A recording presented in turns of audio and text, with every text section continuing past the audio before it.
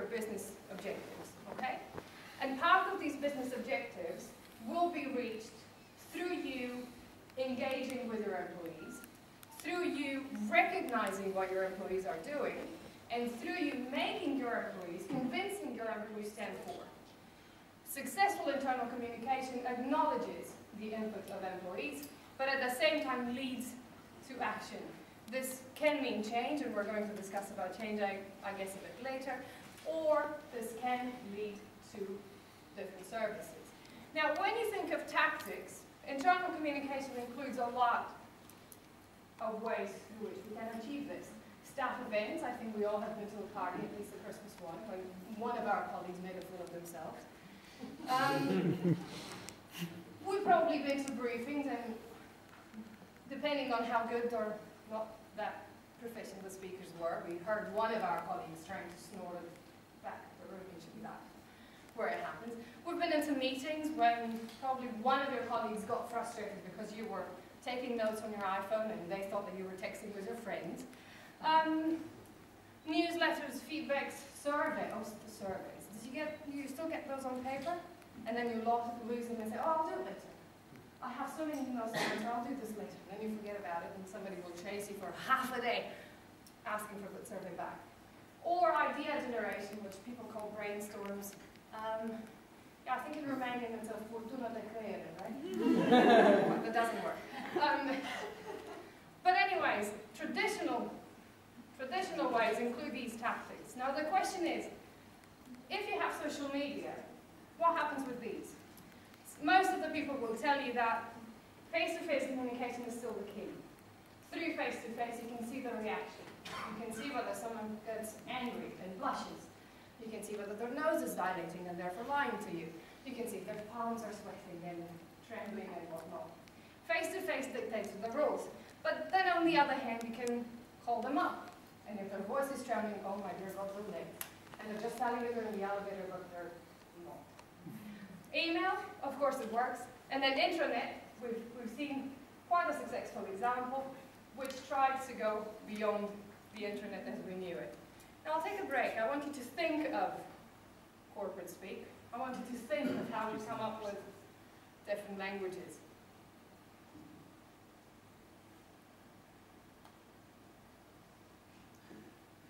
Yeah. We all, especially when you're in a big organization, you want to enhance communication, but you also want to protect their secrets that we have to keep. This is why it's internal communication. Otherwise, we call it anything else but that. So, yeah, Morse code probably is not the best idea to tell your colleague that you've sent the email. But let's think a little about scenarios. Social media usually works around bringing communities together, right? It has a social component in that. Now, this social component within an organization means that it's supposed to bring engagement. Questions are related to what is it that we need social media to do it better than we could have done it through face-to-face, phone, email, or the internet. Okay? So here's what the question, one of the criteria that I'd like you to consider comes into place. Size of the organization. We'll get into funds a bit later. Now, if you're in a big corporation where you have offices all over through the country and then practically around through the world, you need to liaise as quickly as possible with your colleagues. Okay? Now we start with staff events. That's the best part. When you have a staff event, how many of you have been to parties that everybody had a camera? And how many of you have been in a group picture and you had to stay like this for at least 10 minutes because everybody had to have the picture on their own respective camera? Yes, it sounds familiar, isn't it? It's a digital picture, for God's sake. Take one, put it up on Flickr. So, in this case, if you have a free account, you go to a staff party, have one member of your group who's a bit geeky and loves pictures, and put them up on Flickr, and then share that. If you're worried about your privacy, make that set or that collection of pictures private. And therefore, everybody who will get that link will be able to see the pictures, will be able to download them, and voila. Yes, you're going to say, well, but we have the internet for that. fair enough. If you have an internet. Because if you're a small and medium company, if you're a shop around the corner, and you still want to have a staff event, you won't. So Flickr might be a better idea. Some of you will say, well, I love Picasa. Fine. Go with Picasa then. So there are tools there that you can use for a purpose. Look, these guys from City Park Mall had a party, and somebody put it on YouTube. I wonder if anybody told them that they're full because their dance is really bad.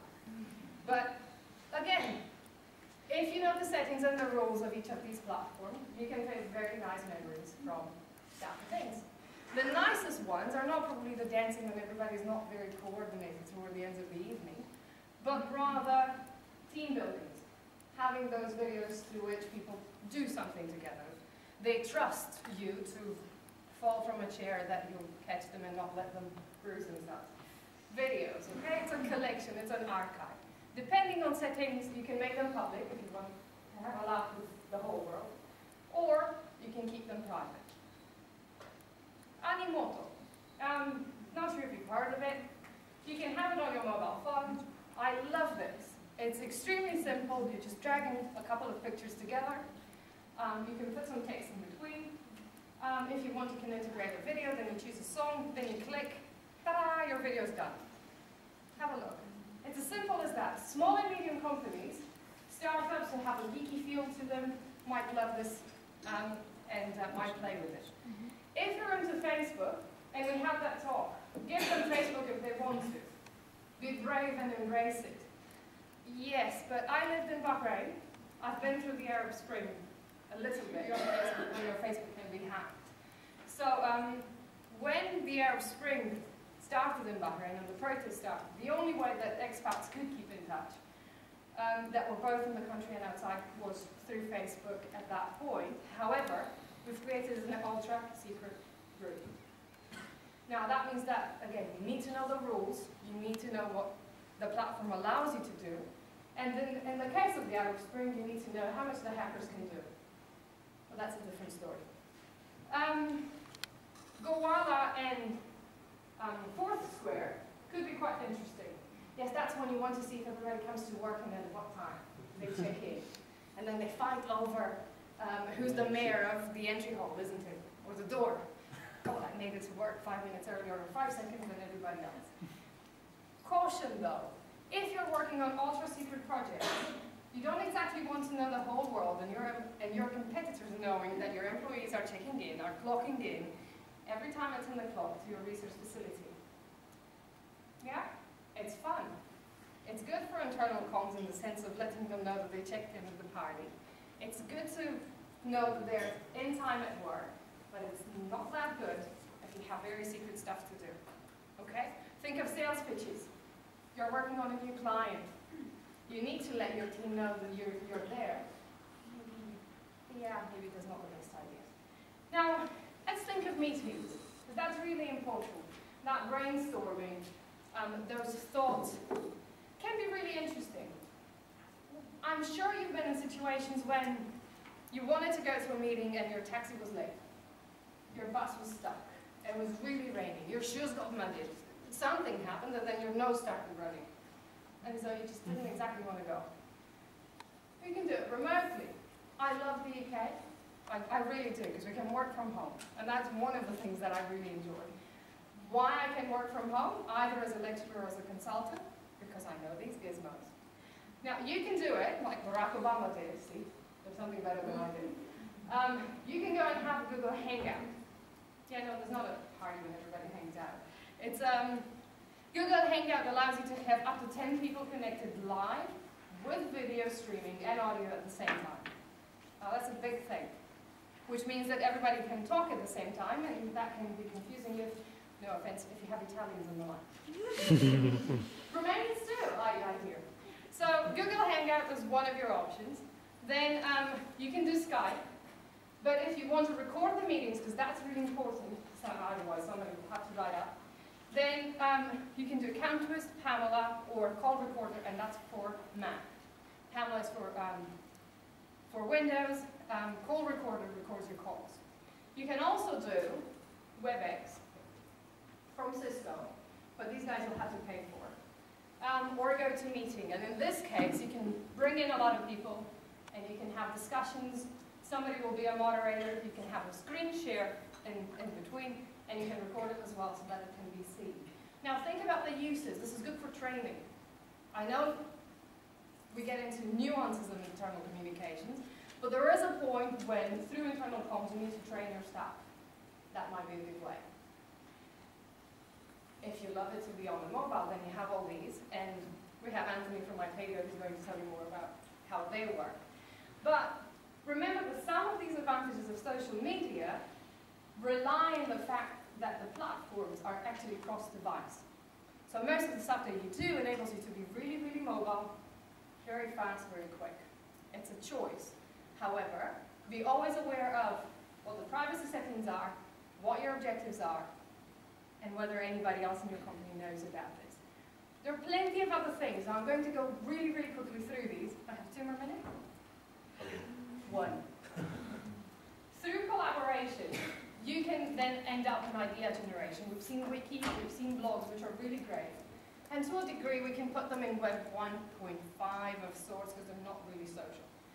In the sense that we cannot exactly talk at the same time, but we can. Collaboration is related to collaborative authoring and productivity. And when you look at productivity, Skyline is quite pretty, comes up with invoicing. So small companies that do not have the money to pay for packages that are that extensive with programming might look at that and try to see how that would work into their corporation. Zoho is the favorite of NGOs. I know several ones, including one in Brazil, who backed up and uses everything in Zoho rather than using Microsoft licensed software. Again, it goes, please look through these because they are related to productivity, collaboration, working at the same time on the same documents or working live on documents, invoicing, sharing, and all sorts of other things. Glasscubes is quite great, has a mobile integration, brings in blogging with video sharing, with social networking, with your traditional intranet tools in the same platform. These come with a price. Juggling is not. And then Notapad, which we're going to look through. Finally, social text from these here. Social text seems to be the baby and the favorite of bigger groups, bigger companies that have the money to invest. And it's similar to Glasscubes to a degree. And Chatter and Yammer are a replica of Twitter, but this is internal. Now, let me finish this. This doesn't mean that whatever exists out there that you know is free you cannot use because you're a big corporation. Yes, you can. But big corporations have a responsibility to many stakeholders, internal and external. And one of these responsibilities is related to data protection. Data protection that is related to the people that they represent, and data protection that is related to the services that they develop or provide. So when you're in a big organization, probably way more than when you're in a small one, you need to protect those assets. So in this case, going for a solution that is encrypted and therefore costs you a little bit more might be the better idea than going for free. When you're at the beginning of your business and you want to experiment with things and you have the time to go through trial and error, then have a dashboard of tools. As I said, have a trial and error sort of process through which you find what works for you. But always keep in mind these questions. Objectives. What do you want social media to do for you? It's not that you use the tool because you can, but what is that tool doing for you? Privacy. Are you putting your people's lives, personal lives, in jeopardy by sending them through these platforms, or are you protecting them? Integration, do they work with what you have, or do you have to migrate everything that you've used to these platforms? Because if you do, a lot of people won't be happy. So if they integrate, it means that you build up on what you have. And finally, budget. Can you afford it? Does it help you out? Well, that's it. I gotta breathe. And somebody else is in the queue. Thank you very much.